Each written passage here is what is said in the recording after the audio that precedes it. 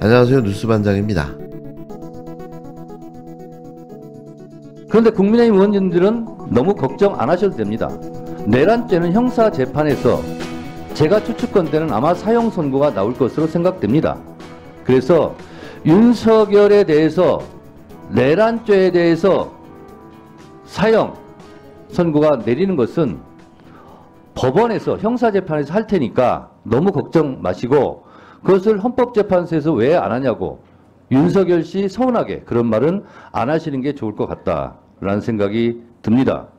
체포영장 집행을 거부하며 초법적 존재가 되어버린 내란 수괴 윤석열과 내란 공조당, 그리고 극우 지지층이 법치를 무너뜨리는 것도 모자라 이젠 헌법까지 흔들려 하고 있는데요. 헌법에 따라 대통령 탄핵 심판을 진행하는 헌법재판소를 향해 윤석열 변호인은 탄핵소추 사유의 80%가 철회됐다면서 각하하라고 압박하고 나섰습니다. 국회 소수당인 내란공조당 의원은 국회 공식 발언을 통해 야당과의 교감서를 주장하며 공정성 시비를 걸었는데요. 관저 앞에서 헌재 앞으로 소집령을 바꾼 시위대는 아예 헌재를 없애자고 큰 소리를 치고 있습니다. 공수처도 법원도 무시하더니 이제는 헌재까지 인정하지 않겠다는 건데요. 더 두고 볼 수가 없는 지경인 거죠. 7일 내란공조당은 하루 종일 탄핵소추 안에 내란 죄명이 빠진 과정을 물고 늘어졌는데요. 그러면서 헌법재판소를 겨냥하고 나섰습니다. 민주당이 헌재의 사실관계 정리를 내란죄 철회를 권유하는 의도라고 입맛대로 해석한 것이고, 그런데 헌법재판관이 현장에서 이 부분을 바로잡지도 않았고 헌재가 침묵을 키우면서 의혹을 키운 측면이 있습니다. 이후 국정조사 특위에서는 아예 헌법재판소가 더불어민주당과 교감을 나눴다는 주장으로 불어났는데요. 오후 법사위 현안 질의에서도 교감설은 제기됐는데 근거는 명확하게 나오지 않았습니다. 그 재판부와 그 탄핵소추를 기소를 담당한 정청래 위원장 간의 모종의 어떤 교감이 있었다는 거거든요. 그 자체로 헌법재판의 공정성에 대해서 상당한 국민적인 의구심이. 2차 변론 준비기일 당일 상황을 보면 국회 측 대리인단이 헌법재판이 형법위반 여부에 매몰되는 걸 방지하기 위해 헌법위반만 다루겠다며 그것이 재판부께서 저희에게 권유하신 바라고 생각한다고 했는데 이걸 문제 삼은 겁니다. 헌법재판소는 즉각 반박했는데요. 민주당도 반발했습니다. 이런 가운데 내란공조당 안에서는 헌법재판소를 없애자는 목소리도 나왔는데요. 조배숙 의원이 기자들과 만나 헌법재판소가 너무 정치 편향적이어서 없애버려야 하는 것이 아니냐고 한 겁니다. 누가 없어져야 하는 걸까요? 그리고 제일 큰 문제는 헌법재판소와 이게 탄핵소추 대리인단 간에 사전 교감이 있었다는 정황이 있다는 겁니다. 일단 민주당 입장에서 탄핵소추 대상이 될 내용 중에 내란죄는 제일 큰 부분이거든요. 일단 재판부의 권유나 교감 없이 혼자서 갑자기 이렇게 했다는 것이 이상합니다. 탄핵 사유의 거의 80%가 날아갔다는 것이 지금 대통령 변호인단의 주장인데, 핵심 부분이 저는 몇 퍼센트인지 말할 수는 없어도 핵심 부분이 달라진 건 저는 확실하다고 생각하거든요. 내란공조당 주진우 의원은 궁예인가요? 하다하다 이제는 관심법까지 펼쳐 보이며 있지도 않는 사실을 마치 사실인 양 떠들어댔습니다. 이런 악의적 가짜뉴스와 사실 왜곡은 주진우 의원 혼자만의 일은 아닌 거죠. 이는 내란공조당, 아니 내란 조작당의 전공인 건데요. 이들은 자신의 목적을 위해서라면 수단과 방법도 가리지 않는 겁니다. 이제는 국힘당의 헌재재판 흔들기가 도를 넘어섰는데요. 국회 공식 발언에선 야권과 교감설까지 제기했습니다. 헌법재판소는 양심에 따라 독립해 심판하고 있다면서 음모론을 일축했는데요. 이 광기에 사로잡힌 내란공조당은 자신들의 미래의 권력을 위해 연일 헌법재판소를 흔들어대고 있는 겁니다.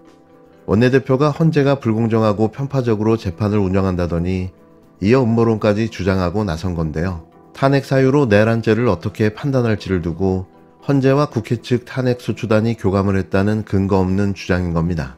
이에 당사자로 지목된 정청래 법사위원장도 주 의원을 향해 일침을 날렸는데요. 한마디로 정신 차리라는 거죠. 헌법재판소도 이를 일축했습니다. 주진우 의원님 질의 과정에서 저와 관련된 부분이 있기 때문에 신상 발언 겸 제가 하겠습니다. 제가 오전에 내란 국제특위에서 제 이름을 거명하면서 재판부와 교감이 있었다는 식으로, 그래서 그렇게 되면 국민적 의구심이 들지 않겠냐는 주진우 의원의 발언을 제가 생중계를 통해서 보았습니다.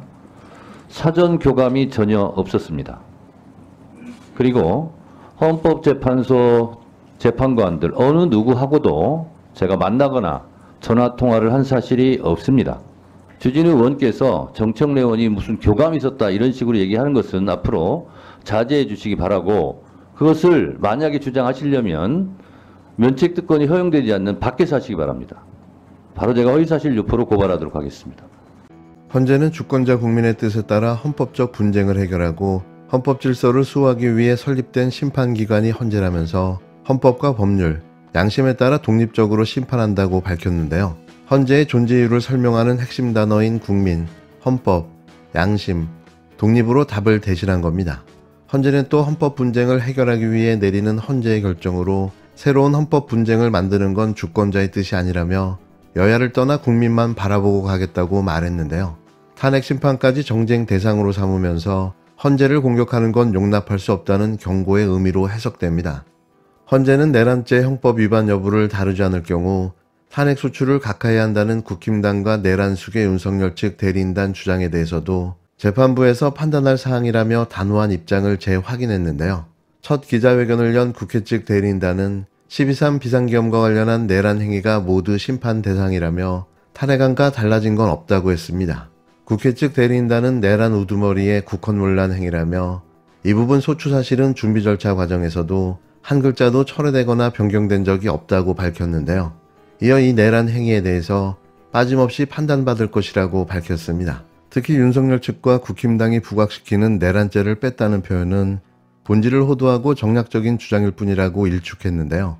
매일같이 이게 뭐하는 짓일까요? 이 미친 정치무리들의 깽판에 이제는 참을 수 없는 분노마저 느껴지는데요. 대체 무엇을 위해 존재하는 집단일까요? 부끄럽지 않습니까? 어차피 자멸에 없어질 정당, 최후의 발악을 하고 있습니다. 헌재 사무처장님, 예.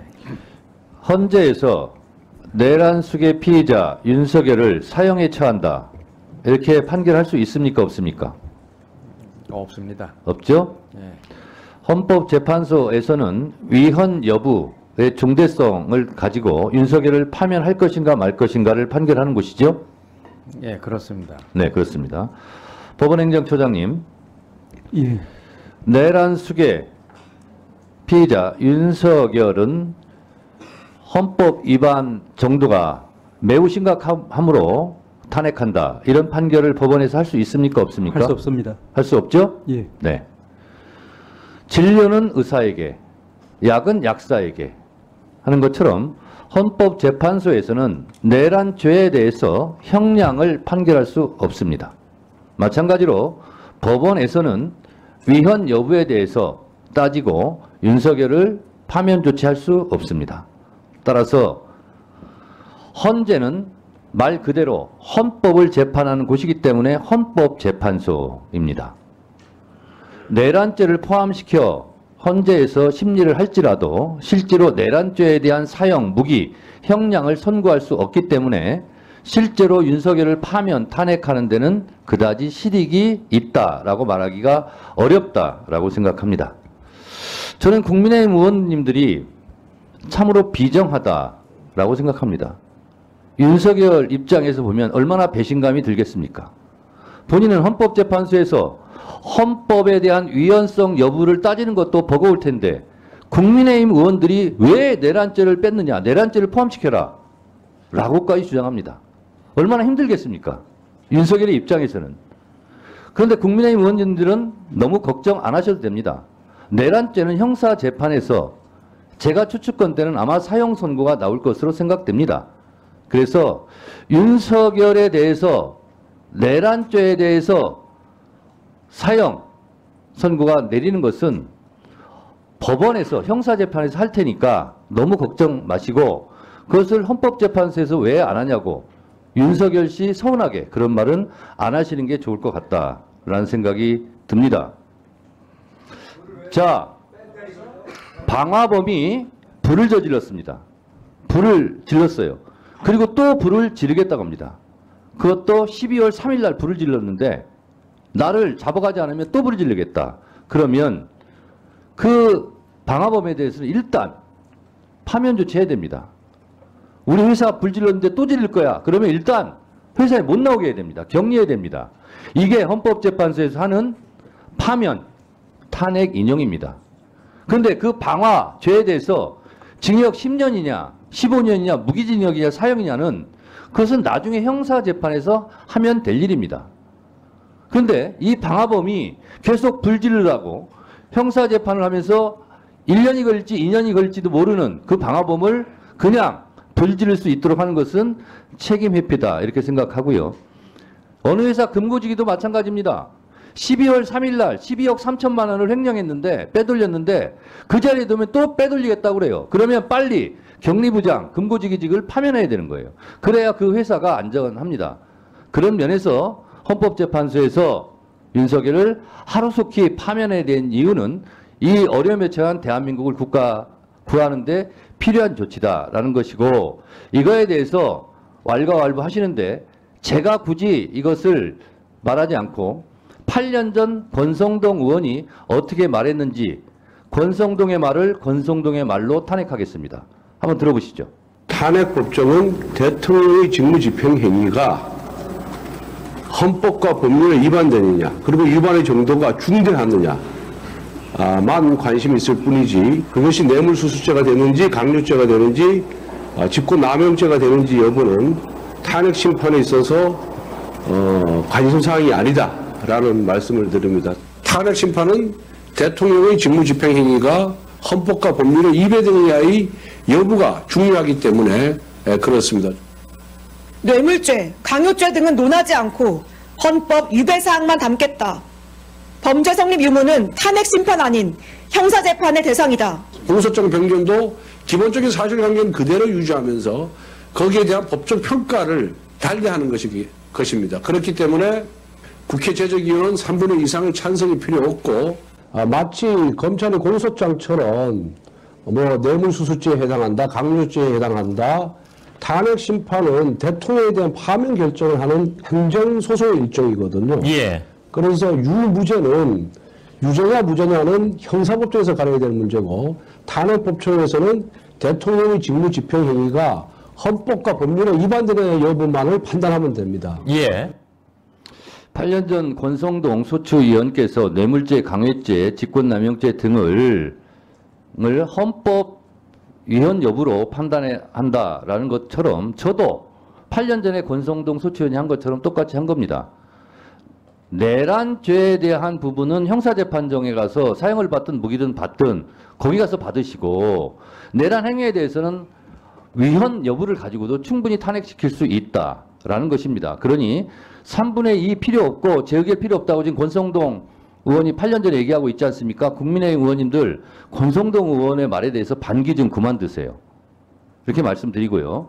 그리고 이 국민의힘 의원들이 내란죄 빼면 혹시 윤석열이 탄핵 안 되는 거 아니야? 파면 안 되는 거 아니야? 돌아와서 우리한테 보복하는 거 아니야? 라고 걱정하시는 것 같은데 걱정하지 마세요. 내란죄 부분을 형사재판에서 충분히 할 것이고, 위헌성 여부 가지고도 충분히 윤석열 씨는 파면이 100% 될 것이라고 저는 생각하기 때문에 너무 걱정하지 마시기 바랍니다. Don't worry, be happy 하시기 바라고요. 공 처장님. 네.